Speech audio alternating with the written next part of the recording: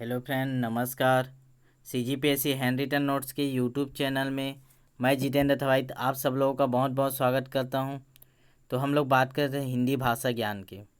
हिंदी भाषा ज्ञान का पिछले 2 क्लास हो चुका है, जिसमें हम लोग हिंदी भाषा का इतिहास के बारे में बात किए थे पहले वीडियो में। दूसरे वीडियो में वर्णमाला पर बात किए थे। उसी वीडियो का थोड़ा सा भाग इसमें बचा हुआ था, उसी को हम लोग आज आगे बढ़ाएंगे। हम लोग ने पिछले वीडियो में बात किया था कि स्वर के बारे में, कितने अक्षर हैं, उनको विभिन्न आधारों पर वर्गीकृत किया था। जीभ के आधार पर, बोलने के आधार पर, बहुत से प्रकार से उन्हें बांटा हुआ था। तो अभी तक आप लोगों ने इसका सेकेंड भाग नहीं देखा है तो उसको जाकर पहले प्लेलिस्ट से हिंदी के खंड से देख लीजिए। तो चलिए आगे बढ़ते हैं। वीडियो स्टार्ट करने से पहले आप लोगों को बोलना चाहूँगा कि वीडियो को ज़्यादा से ज़्यादा शेयर कीजिए तथा अभी तक आपने चैनल को सब्सक्राइब नहीं किया तो सब्सक्राइब कीजिए। इसमें आप लोग को सातों पेपर के पूरे सभी विषय के नोट्स हैंड रिटन नोट्स ही मिलेंगे। आप लोग प्लेलिस्ट में जा सकते हो, उसमें सभी विषय के प्लेलिस्ट बने हुए हैं। तो चलिए स्टार्ट करते हैं। तो वर्णमाला में हम लोग का बचा हुआ था कुछ घोषत्व के आधार पर, कुछ वर्गीकरण बचा हुआ था, उसको आज कंप्लीट कर लेते हैं। तो जैसा कि हम लोग जानते हैं, कोई भी हम लोग ध्वनि बोलते हैं, मुंह से जो वर्ड निकलता है, तो हम लोग को फेफड़े से जो हवा के साथ निकलता है। तो कहाँ कहाँ से निकलता है? तो कंठ से होता है। कंठ कंठ के बाद वो कहाँ जाता है? वो तालुक के मतलब गाल में जाता है।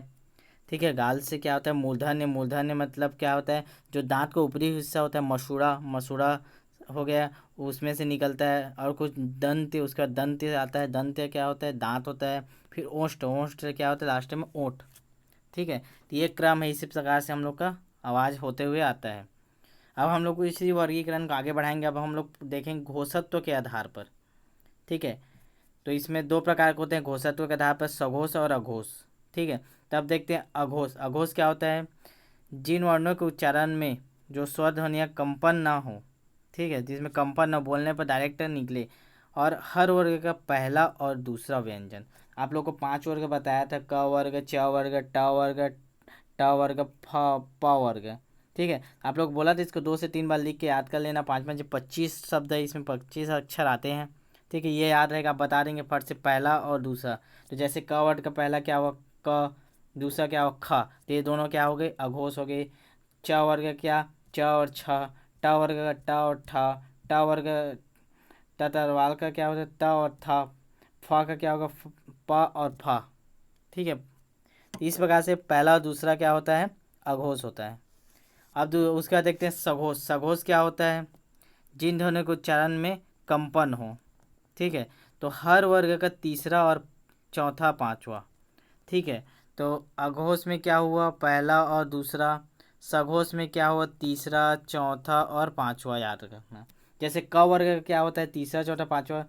तो ग, ध, ध अंगा। ठीक है।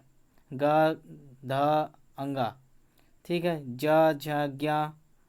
ठीक इसी प्रकार पांचों वर्ग का तीसरा, चौथा, पांचवा क्या होता है? सघोष होता है। आप लोग पहले उसको लिख के याद कर लीजिए, उसके बाद ये सब समझ में आएगा। क वर्ग, च वर्ग, ट वर्ग, पांचों वर्गों को लिख के याद कर लिए। पिछले वीडियो में बोला था, होमवर्क दिया था मैं। फिर उसके बाद अब अगला देखते हैं। ये दोनों क्लियर हो गया। अब अगला क्या देखेंगे? प्राणत्व के आधार पर। प्राणत्व के आधार पर भी 2 प्रकार होता है, अल्प प्राण और महाप्राण। तो जिन व्यंजनों के उच्चारण में मुख से कम हवा निकले तो उसको क्या बोलते हैं? अल्प प्राण। कम हवा निकले, अल्प प्राण। ठीक है। तो अल्प प्राण के अंतर्गत कौन आता है? 1, 3, 5। मतलब हर वर्ग का पहला, तीसरा और पांचवा। जैसे क वर्ग का है तो पहला क्या है? क है। तीसरा क्या है? ग है। ठीक है। और पांचवा क्या है? अंगा है। तो उसी प्रकार से सभी वर्गों का पहला, तीसरा, पांचवा किस में आता है? अल्प प्राण में आता है। फिर अगला देखते हैं महाप्राण। तो जिन व्यंजनों के उच्चारण में मुख से अधिक हवा निकले, ठीक है, तो क्या हो जाता है? महाप्राण। तो कौन कौन सा? इसमें दूसरा और चौथा। ठीक है। अल्प प्राण में क्या आता है? 1, 3, 5। और महाप्राण में दूसरा और चौथा। ठीक है। हर वर्ग का दूसरा और चौथा अक्षर। ठीक है। तो ये हो गया प्राणत्व के आधार पर।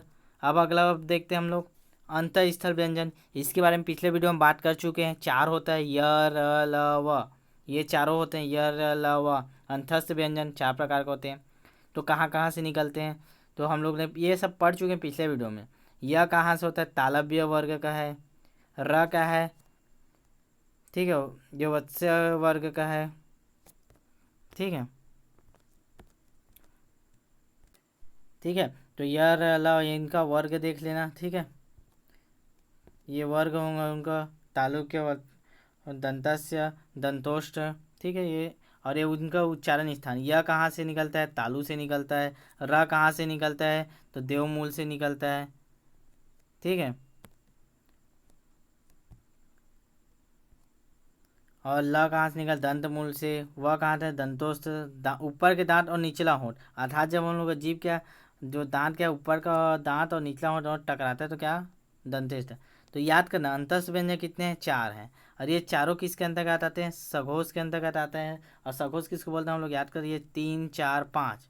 और अल्प प्राण के अंतर्गत है। अल्प प्राण किसको बोलते हैं, 1, 3, 5, ठीक है। तो इस प्रकार याद करना। और इसी में एक बार और ध्यान देने योग्य है, य और व को, य और व को क्या बोलते हैं, अर्ध स्वर भी बोलते हैं। तो कई बार पूछा गया है निम्न में से अर्ध स्वर कौन सा है, तो य और व, ठीक है, अर्ध स्वर है। अब अगला देखते हैं हम लोग, ऊष्म संघर्षी। ये भी पहले हम लोग बात कर चुके हैं, मतलब वे अक्षर जिसको बोलने में ऊष्मा बाहर आए उसको क्या बोलते हैं हम लोग, ऊष्म संघर्षी व्यंजन। आप लोग जानते हैं स, स, ह, ये 4 प्रकार के ऊष्म संघर्षी होते हैं। तो इन चारों में से तीनों सब प्रकार क्या होते हैं, अघोष है और महाप्राण है, ठीक है। अघोष और महाप्राण इन दोनों पर बात कर चुके हैं। अघोष और महाप्राण, अघोष क्या होता है 3, 5, महाप्राण क्या होता है 2 और 4, ठीक है। और जो ये ह है, ह कौन से में आता है, सघोष में आता है। सघोष और महाप्राण के अंतर्गत आता है, ठीक है। अब हम लोग अगला देखते हैं उच्छिप्त व्यंजन के बारे में। उच्छिप्त व्यंजन क्या होता है, इसके बारे में भी पहले हम लोग पढ़ चुके हैं। 2 होता है, ठीक है, अड़ा और अड़ा, ठीक है। 2 प्रकार के हैं। इनको मूर्धन्य भी बोला जाता है, ठीक है। तो अड़ा क्या हो रहा है, अल्प प्राण, ठीक है। और ये क्या होता है, महाप्राण, ठीक। ये दोनों उच्छिप्त व्यंजन है। कई बार पूछा उच्छिप्त व्यंजन कौन से है, तो ये दोनों याद रखना, ठीक है। फिर अगला देखते हैं अयोगवाह। अयोगवाह 2 प्रकार के हम लोग पिछले वीडियो में बात कर चुके हैं, अंगा और आहा। तो अंगा को क्या बोलते हैं हम लोग, ऊपर में ऐसे अम की मात्रा जब के लिखते हैं इसको क्या बोलते हैं, अनुस्वार बोलते हैं। और अंगा को क्या हम लोग विसर्ग के मात्रा से लगा कर लिखते हैं तो उसको क्या बोलते हैं, विसर्ग बोलते हैं, ठीक है। तो अनुस्वार कौन सा होता है, ये ऊपर में जो बिंदु रहता है, खाली बिंदु, चरण बिंदु नहीं, खाली, उसको आगत स्वर बोलते हैं। खाली बिंदु अनुस्वार कहलाता है। और 2 बिंदु क्या कहलाता है, विसर्ग कहलाता है, जिसका प्रयोग ह के रूप में होता है। ये जो विसर्ग प्रयोग ह के रूप में करते हैं। और लास्ट और अंतिम क्या है हम लोग का, संयुक्त वर्ण। ये भी कितने होते हैं, 4 होते हैं। इस पर भी बात करते हैं, संयुक्त वर्ण कितने होते हैं, 4। हमेशा एग्जाम मोस्ट इंपॉर्टेंट है, ये इंपॉर्टेंट है सबसे, संयुक्त व्यंजन हमेशा व्यापक ने 1 डे एग्जाम में पूछता है।